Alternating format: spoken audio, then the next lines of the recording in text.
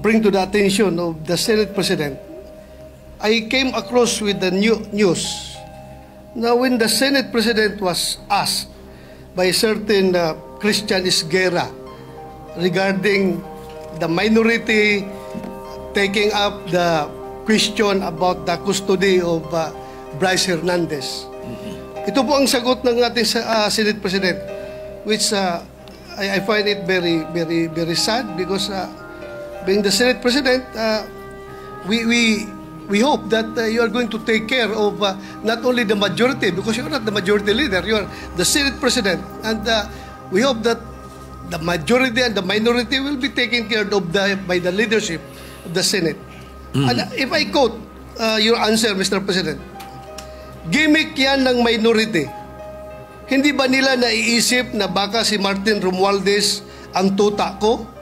Makabintang sila porque pinagbigyan ko yung TRICOM, tuta na ako. May ginawa ba akong illegal? Yung request ng House of Representatives, illegal? Hindi. Ang gusto ninyo, awayin ko yung House of Representatives on day one. Mamatay sila sa sama ng loob.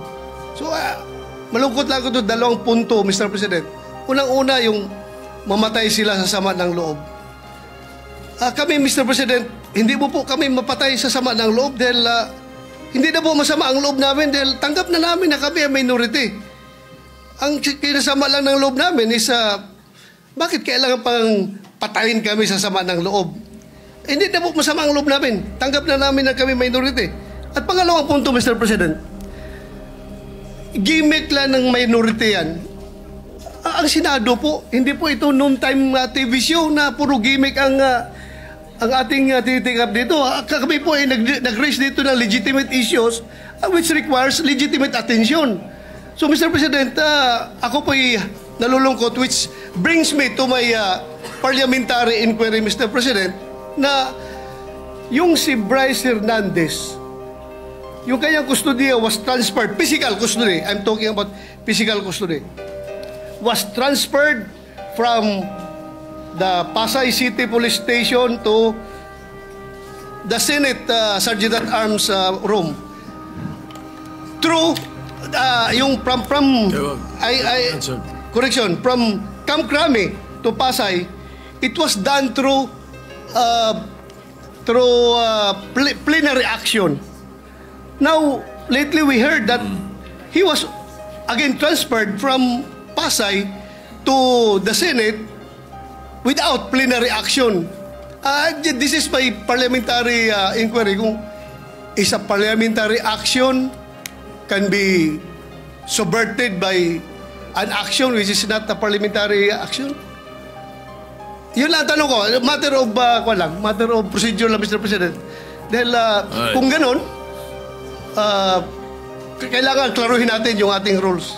Thank you, Mr. President. Before I recognize the majority leader to place on record the recommitment of Mr. Hernandez, when I said mamatay sila na sama ng loob, we were addressing the trolls because it was the trolls who were saying something to that effect. Na misunderstood nila completely. No? I'm not supposed to do this. I'm not supposed to answer you here in the rostrum, but I cannot help but do that because you took the floor and parang sinisita mo yung Senate President, which is very unparliamentary. But nevertheless, I will answer you. Ano? Like, for example, yung sinasabi nila na sumunod daw ako kay Martin Romualdez. Just because I mentioned that Martin Romualdez called me does not mean that ako'y sumunod sa kanya. The request was coming from the House of Representatives. And the request was to retain Hernandez in the Congress. At doon ako hindi pumayag. Is that being tuta? So you cannot help but also think na sasama ang loob ko pag binibintangan ako ng salita. Hindi po ba? So, ayun. Anyway, mabuti na yung masagot natin yan. At sinasabi ko sa kanila, yung mga trolls, yung mga sinasagot namin. For our own peace of heart and mind, and marami kasing nakikinig din na lawyers, legislators, para lang klaro yung records, no? there are a few things I rely on.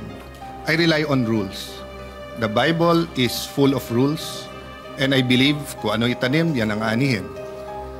The Senate, may rules yan. So, minority, majority, sigurado tayong masusunod yung rule. And of course, sometimes we misquote each other or we have misunderstanding, but we find a way na mag-usap-usap. Minsan umiinit ang ulo. I thank Senator Bato for bringing it up. I thank the Senate President for clarifying that he was referring to those commenting outside, because wala na po ni isa sa minority ang nagsabing tuta. I think that was comments outside the Senate. And it is fair game for whoever is alluded to. Both ways po, di ba? Pagka may sinabi tungkol sa minority, pero hindi naman kayo nagsabi, or hindi dito sa floor or sa media sinabi ng ibang kakampi or supporter, fair game yan. Part ng another rule is the Constitution. So first, let me clarify yung pagiging unparliamentary. You cannot argue with the presiding officer. That is what, thank you very much. That is what is unparliamentary. You cannot argue with the presiding officer. Klaro yon, we all agree on that.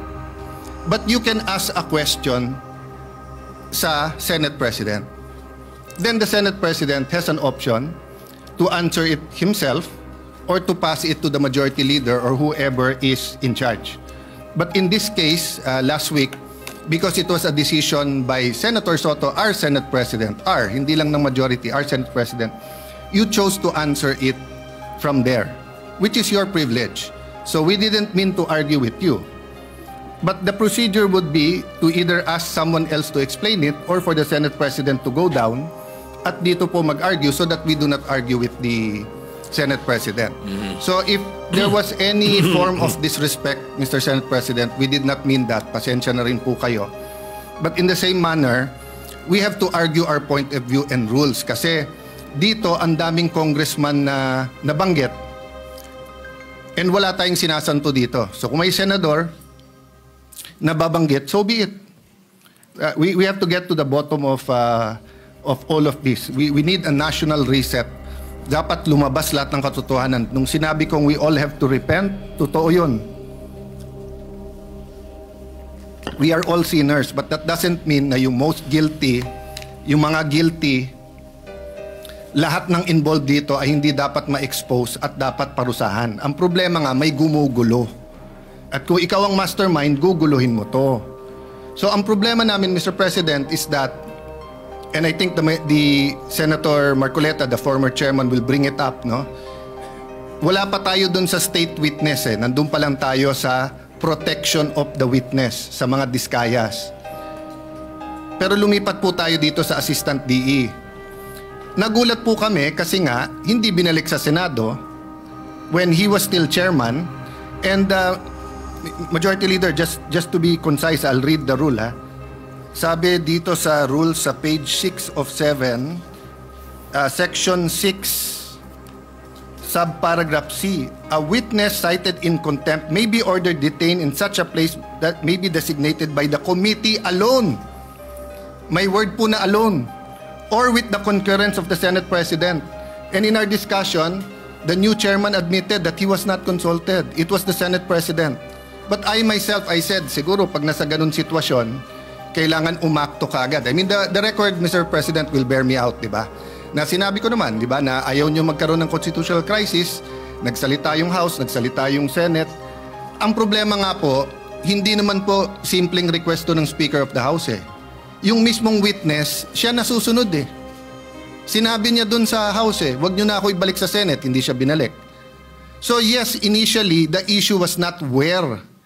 The issue is not where to detain him. The issue is who has authority and ano ang rules natin. Ang rules natin yung committee. Ang committee hindi lang yung chairman. But at the last minute, napag-usapan natin dito at hawak ko po ang ating minutes or yung galing ba to sa journal?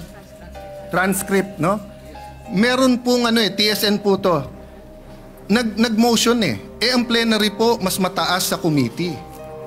So paano po nangyari na si Assistant DE sa simpleng request niya, hindi naman nag-meeting yung committee. Ako as minority leader, automatic, hindi naman ako nakonsulta. So ang problema namin sa minority is not really where he is detained. Ang problema namin, can we rely on the rules? Because ang tamang procedure doon, kung hindi natin pinagbotohan to sa floor, is that either the chairman decides and we all give our concurrence sa chairman, or he informs us, may letter, anong tingin nyo? Then of course, masusunod naman yung majority, minority naman kami. Pero hindi na naman ganun nangyari. Tapos maririnig namin, mababasa na lang namin sa dyaryo or sa internet, or maririnig namin ngayon sa majority leader, na yun ang naging desisyon. Hindi pwedeng magdesisyon ang plenary tapos mababaliktad na lang ito. So the issue is not just Bryce. The issue is also the rules of the Senate. Ganun din po I don't know who wants to answer this. Ano ba ang rule natin pagdating sa CCTV? So I put this on record. I will put it on record. Hanga ako kay Senator Lacson mag-imbestiga. And I support him to go all the way. But hindi ba kung meron tayong sinususpecha dito, you make a request for the CCTV. And then, you have a conclusion. Kasi kung hindi, lahat na lang tayo titingin sa CCTV. Tapos sasabihin natin dito, may nakita akong ganito, pumunta sa media. May nakita ko, pumunta sa ganito. Di ba? So, yes, the government is under attack and that's legitimate. The Gen Zs are rising up. That's legitimate. They should. But we should not attack ourselves. Kung meron guilty sa atin dito, i-expose natin tapos sa ethics committee.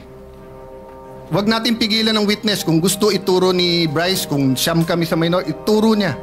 Pero sundin natin yung rules, no? So before I let go of the floor, I think Senator Marcoleta on the same topic wants to say some things.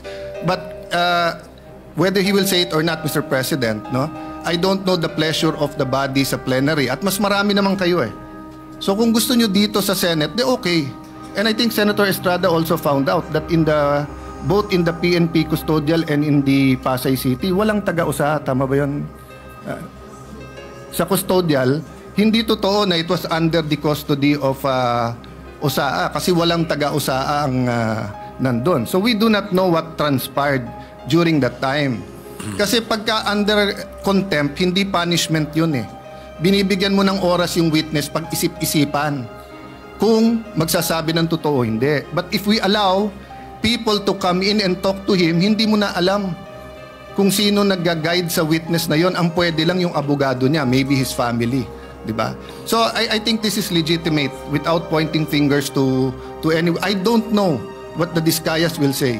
I don't know what Bryce Hernandez will say. Let them say everything they want to say. As Senator Ping naman said, may resibo. Pero katulad kay Joel Villanueva, peke yung resibo, ghost yung resibo eh. Hindi pala screenshot yun eh. Pinicturan pala ang cellphone. Ang screenshot, cellphone, sinave mo yung screen. Eto, cellphone, kinunan. O sabihin mo na, sige, let's not on technicalities. Tapos tignan mo yung laman. Yung laman, member daw siya ng CA, hindi siya member ng CA doon. At tapos na. Kay Senator Jinggoy, naka-Amerikana. Minsan na nga lang mag-Amerikana yung tao eh. Nung birthday niya. Pero ang picture sinabi, birthday niya, hindi naman. So, yes, may resibo. Pero may peking resibo eh.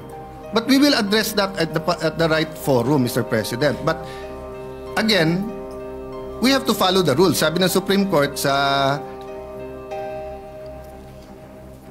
case ni Vice President Sara, sa tamang paraan, sa tamang panahon. Senator Marcoleta, will you... Same issue eh. Same issue ba? Oh. Yeah, same issue. So that isang sagutan na lang, maybe I can... Mr. President, Majority Leader. yes, we'd like to recognize Senator Marcoleta, please, Mr. President.